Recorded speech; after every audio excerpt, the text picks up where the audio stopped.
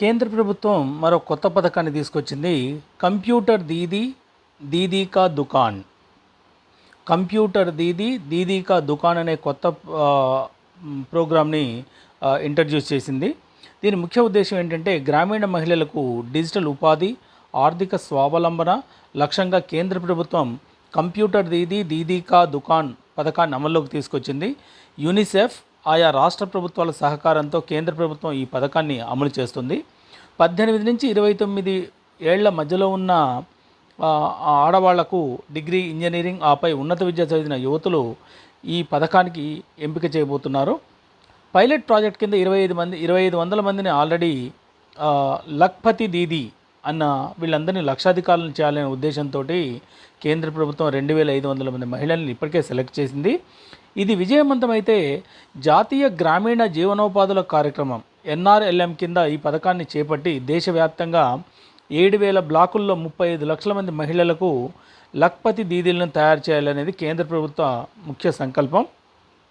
ఈ పథకంలో ముఖ్య విషయాలు ఏంటంటే కంప్యూటర్ దీదీ పథకం కింద ప్రతి పంచాయతీలో డ్వాక్రా మహిళలతో పాటు కామన్ సర్వీసింగ్ సెంటర్ ఏర్పాటు చేయనున్నారు.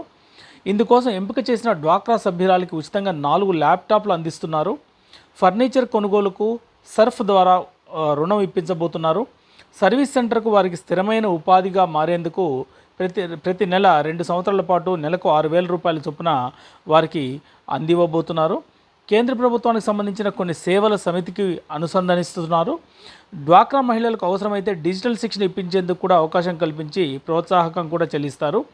డ్వాక్రా మహిళలతో పంచాయతీల వారీగా దీదీ దుకాన్లను కూడా ఏర్పాటు చేస్తారు.